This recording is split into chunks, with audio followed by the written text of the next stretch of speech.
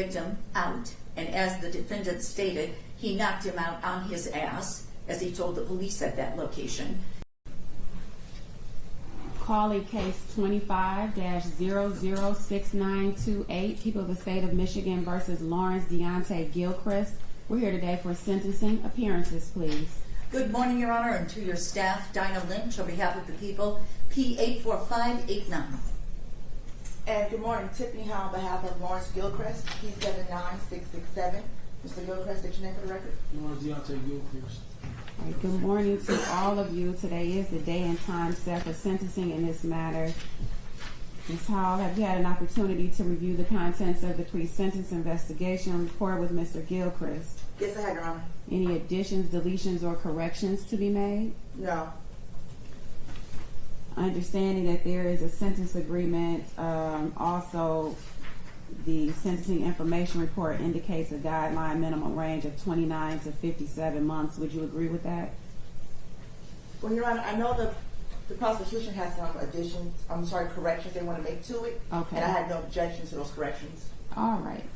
Well, then let's continue with the people. Your Honor, thank you very much. There are changes to the guideline range. On the basic information report, under current offenses, under sentencing guidelines in the range, currently the report says the low end is 29 and the high is 57. That is incorrect. The guidelines should read 36 as the low and 77 or 71 as the high. On the sentencing information report itself, the guidelines, we believe, for the PRVs are scored accurately at 7 with a PRV level at B as in boy. However, the offense variable score is needing to be modified. Under OV3, it currently reads 50. That is incorrect, and it should actually read 25. Under OV6, which is offenses to an intent to kill or injure with great bodily harm, the people have scored 6 at 25, and the sentencing information. Your Honor, as part of the people's settlement offer, we have made a charge reduction to homicide, manslaughter, involuntary. We would ask that the court would dismiss count 1, homicide, murder in the second degree, and we would request that the court follow the sentencing agreement entered into by both parties. Is there restitution in this matter? Your Honor, the victims have sought treatment, psychiatric treatment. They also endured the expense of the sons traveling to the United States. As part of the sentencing agreement, we did not place any type of restitution into the agreement. If the court so finds that restitution would be applicable, we would ask for the bare minimum of the airline tickets for the family to return or to travel to the United States from Germany, as well as Mrs. Kirsch's tickets to have a flight back to Germany, because she was expecting her travel to be covered through other arrangements for their trip. So we would ask for restitution for the travel expenses. We would also ask for any psychiatric treatment that the family chooses to get, for that to be covered as well.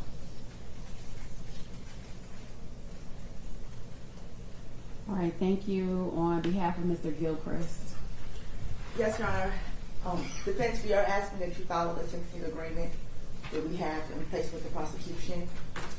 Judge, I know you have not had the opportunity to see the actual video of this incident, and I know that based off the description you've heard from the family, that it does give the impression that my client beat the decedent to death, but that's not the case. That's not what happened here. This was truly a misunderstanding. At the time, Mr. Gilchrist was suffering from mental illness. He was not taking his proper medication, and this was a misunderstanding that he takes full responsibility for. And I can assure this court and the family that Mr. Gilchrist is remorseful. He was not aware that that his actions caused the death of the victim. It wasn't until he was in custody that he learned that, and he was extremely remorseful about that, and he wished he could go back and change it.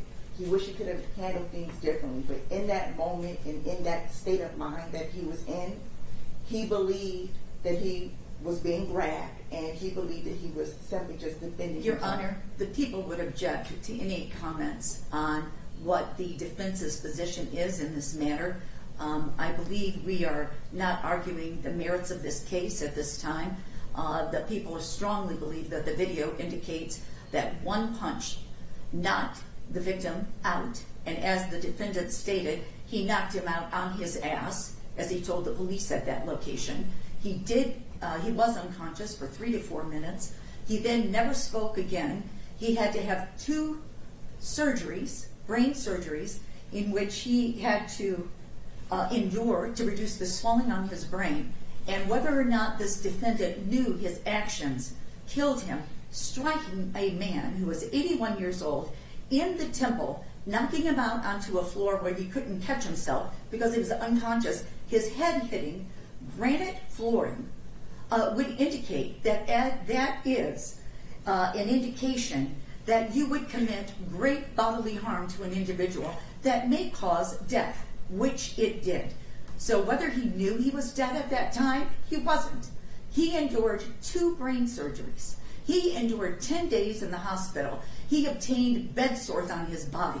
This is a line of statements that I deeply, deeply disagree with. The defense arguing that there was no indication that his assault could have committed the death, because in the plea, the defendant admitted that his assault did cause great bodily harm and could cause death.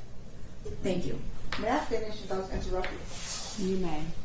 Your Honor, he took the plea deal. We're just expressing his intent and his state of mind at that time. When it happened and he punched the decedent, he was not intentionally aiming for the temple. He instinctively just reacted because he was grabbed. And the surveillance video does show that. So I only said to say, this was not someone who walked into that building with the intent to hurt anyone, to kill anyone. He was on his way to work. This was a misunderstanding, and it was a misunderstanding